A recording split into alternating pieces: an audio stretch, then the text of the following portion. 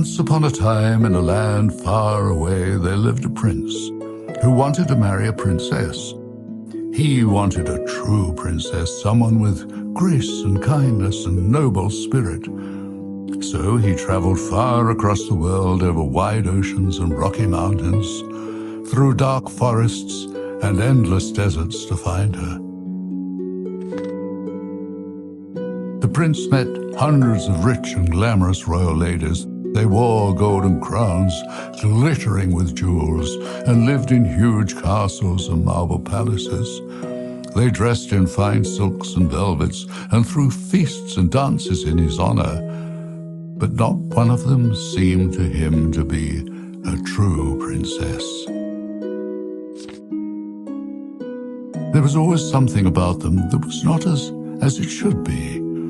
They were vain or they were greedy. Some were proud and others were arrogant. Nowhere could he find a lady who was pure and gentle, as a true princess should be.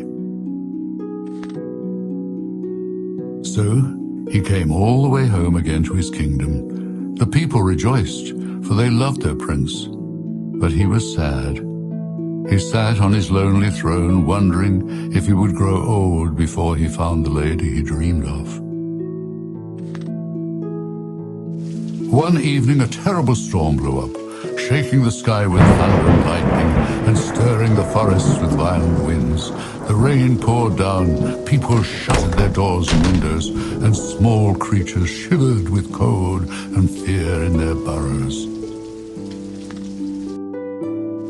Suddenly, in the middle of the night, a knocking was heard at the city gate. The old king got up from his bedchamber, wrapped himself in his cloak, and followed by the prince and his queen, he made his way through the bitter wind and rain to open it. There was a young woman standing there, drenched by the rain and wind.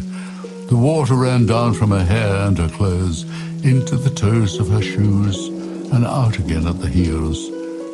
She looked like a beggar, but on her head gleamed a thin circlet of gold. "I am a princess," she said, "and I seek shelter. My kingdom is lost, and I have nowhere to go." The prince was moved by her plight in the cold, dark night and welcomed her in. "My name is Valiant, Prince Valiant. At your service," he said. The queen looked the bedraggled visitor up and down. "We'll soon find out if she's telling the truth," she thought. She ordered her servants to prepare the best guest bedroom with its huge four-poster bed.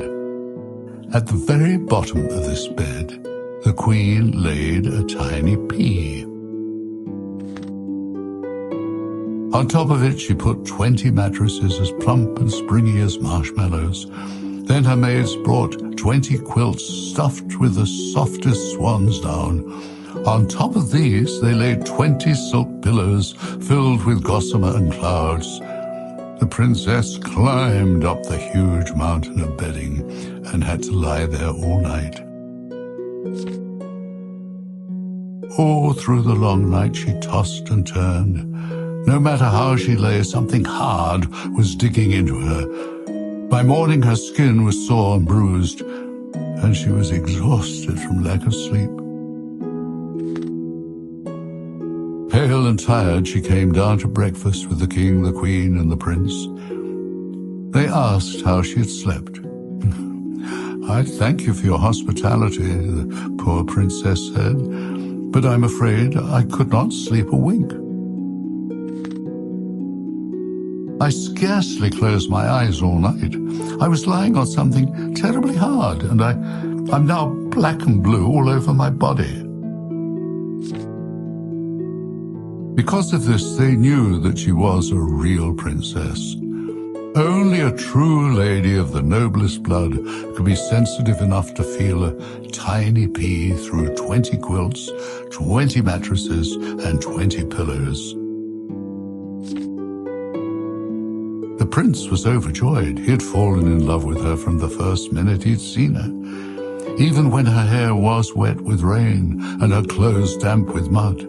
And even without the pea, he had guessed that she was a real princess. And now he asked her to marry him and share his kingdom. "I will marry you, but first I must save my people," the princess said. She told them how her country had been taken over by an evil sorcerer who had oppressed her people and banished her from her own home. The king promised to send his army to rescue her people and throw the sorcerer out. When the queen went to retrieve the pea, she was amazed to find that it had turned into a glittering emerald.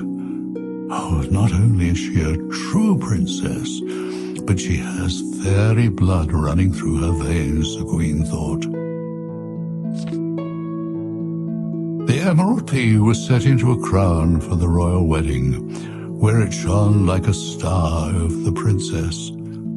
Afterwards, it was put into the palace museum, where it was said to grant good luck to all that saw it. It may still be seen there, if no one has stolen it. This happened many centuries ago, in a land far away, but it is a true story.